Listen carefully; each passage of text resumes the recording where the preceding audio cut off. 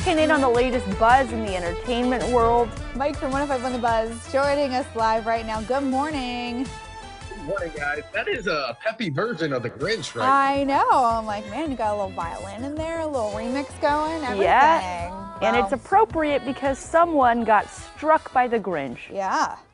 Yeah, none other than Robert De Niro. So around 3:30 on Monday morning, a 33-year-old woman broke into his New York City town home and tried to rob him and his family of all the presents under the tree, only to be confronted by Bobby D himself. That's what Italian Americans call him. We're on a first name basis with Bobby D. So he confronted him, called the police, and somehow was able to detain the person there until the police arrived. And when they got there, they figured out that this person is a habitual Grinch and has been wreaking havoc all over New York City, stealing presents under Christmas trees. Oh my gosh. Did he leave the door unlocked? Not that it's his fault, but how does someone get into Robert De Niro's apartment? I know.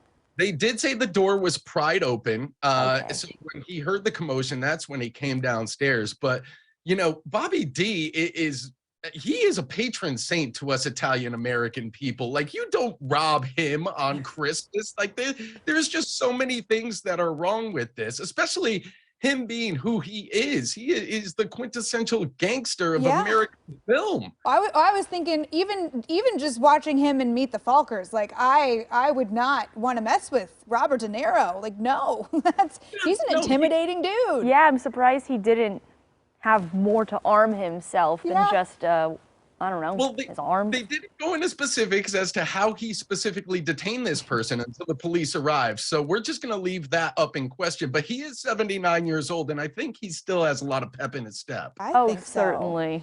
You know, he is not a celeb. Not that I would be trying to mess with any celebrities, but he is not a celeb that I would want to mess with. He's not on your would rob list. No, he's not.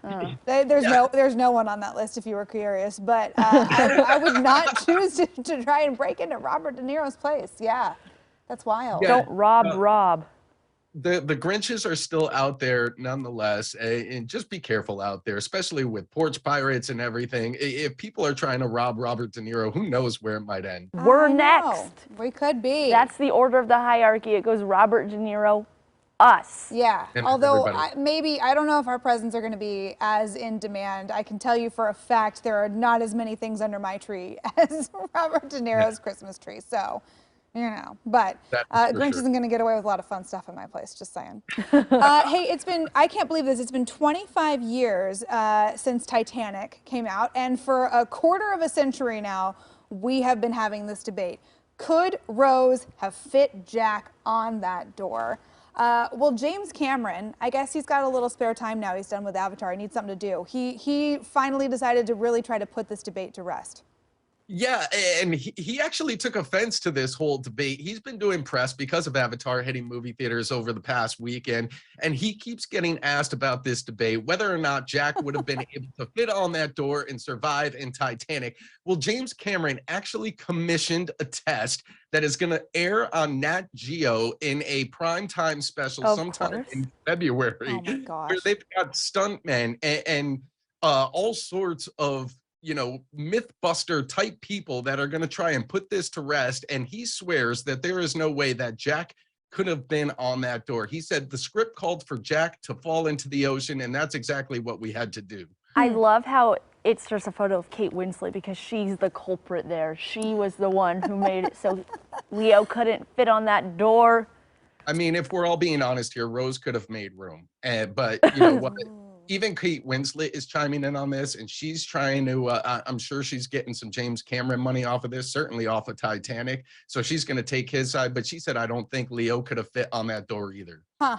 I do like that we're going to really, you know, myth bust this and put this to That'll be fun to watch. Put this debate to rest because I don't know. I don't know if he could have. Everyone's just upsetting James Cameron these last few days. I do find it very funny. It has to be annoying to James Cameron that he's doing press for the Avatar sequel and everyone's like, yeah, new movie. Okay, but can we talk about Titanic? Like, no one wants to talk about Avatar. I think it's coming up because they are re-releasing Titanic into movie theaters in times for Valentine's Day for the 25th anniversary, and then that special is going to air, I think, a week later on the National Geographic.